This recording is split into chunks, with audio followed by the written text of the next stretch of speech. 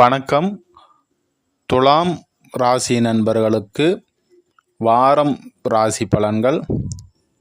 இந்த வாரம் பார்த்தீங்கன்னா, மேசத்தில் இருந்த சுக்கிர பகவான் இப்போது மேச ராசியிலிருந்து ரிஷபம் ராசிக்கு பெயர்ச்சடைகிறாரு. உங்களுடைய ராசிக்கு அதிபதி 8ஆம் இடத்துல ஆட்சி பலம் பெறதுனால உங்களுடைய உங்களுடைய ராசி உடலையும் மனதையும் குறிக்கும். அதே போல் 8ஆம் இடம் வெளிநாடு வெளிமாநிலம் பங்கு சந்தை இது போன்ற அமைப்புகளில் 8ஆம் இடம் குறிக்கும். அப்போ 8ஆம் இடத்துல போய் பலம் பெறதுனால இப்போ உடல் ரீதியில் தெளிவான ஒரு அமைப்பு, மன ரீதியிலும் ஏன்னா உங்களுடைய ராசிக்கு அதிபதி பலம் அடைகிறாரு. அதே போல் அவருடைய பார்வை உங்களுடைய குடும்பஸ்தானத்திற்கு விழுது. குடும்பம், வருமானம், குடும்பத்தில் ஒற்றுமை இது எல்லாமே சிறப்பாக இருக்கக்கூடிய ஒரு நல்ல அமைப்பு. இங்கே 2ஆம் பாவகாதிபதி போய் இங்கே 11ஆம் இடம் சிம்மத்தில் செவ்வாய், கேது, சந்திரன் ஆகிய 3 கிரகங்களும் 11ஆம் இடத்துல இணைவு பெறாங்க. இங்கே செவ்வாயும் கேதுவும் இணையிறது உங்களுடைய குடும்பஸ்தானாதிபதி அவ்வளவு சிறப்பான ஒரு அமைப்பு இல்லை. குடும்ப ரீதியில் ஒரு சில நல்ல விஷயங்கள், வருமான ரீதியில் ஒரு நல்ல அமைப்புகள்லாம் இருந்தாலும் கூட குடும்பத்தை நினச்சி மனக்கவலை, போதுமான வருமானம் குடும்ப தேவைக்கு பத்தலையே அப்படின்ற மாதிரியான ஒரு வரவேண்டிய பணம் வரல, இது போன்ற அமைப்புகள். அதே போல் குடும்ப ஒற்றுமையில் சில கஷ்டங்கள், சின்ன சின்ன வருத்தங்கள்லாம் இருக்கும். இருந்தாலும் இங்கே 2ஆம் பாவத்தை சுக்கிரன் பார்வை செய்வது ஒரு சிறப்பான ஒரு அமைப்பு தான். அடுத்ததான் இங்கே சந்திரனுடைய அமைப்பு பார்த்தீங்கன்னா, உங்களுடைய 10ஆம் பாவாதிபதி இங்கே கேதுவுடன் செவ்வாயுடன் இணைவு பெறாங்க. அதனால் தொழில் அமைப்புகள்லாம் கொஞ்சம் கவனமாக இருப்பது நன்மை அளிக்கக்கூடியதாக அமையும். கடந்த வாரத்தில் சுக்கிரன் உங்களுடைய ராசியை பார்த்துட்டு இருந்தார். அது ஒரு சிறப்பான ஒரு அமைப்பு தான்.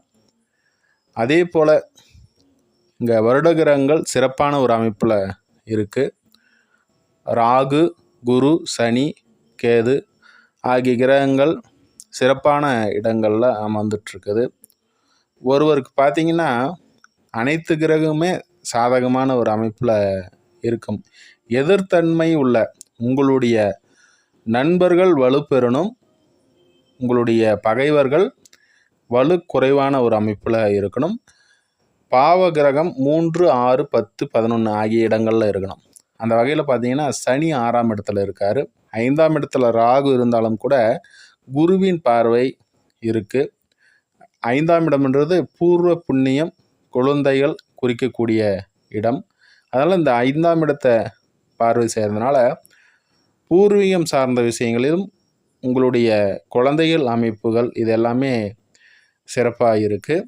அடுத்தது 6ஆம் இடத்துல சனி அமர்ந்திருக்கக்கூடிய ஒரு அமைப்பில் வெளிநாடு வெளிமாநிலம் வெளி தூரத்தில் இருக்கக்கூடியவர்களுக்கு வேலை சிறப்பாக இருக்கக்கூடிய ஒரு நல்ல ஒரு அமைப்பு. அதே போல் பாக்கியஸ்தானத்தில் குரு அமர்ந்திருக்கிறாரு, உடன் சூரியன் உங்களுடைய லாபாதிபதி உங்களுடைய முயற்சி ஸ்தானாதிபதியுடன் இணைகிறாரு.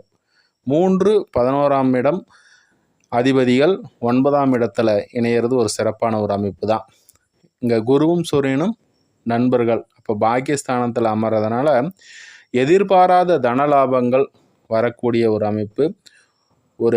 உங்களுடைய ராசிக்கு 9ஆம் இடத்துல பாக்கியஸ்தானத்தில் குரு அமர்ந்திருந்தது ஒரு சிறப்பு தான்.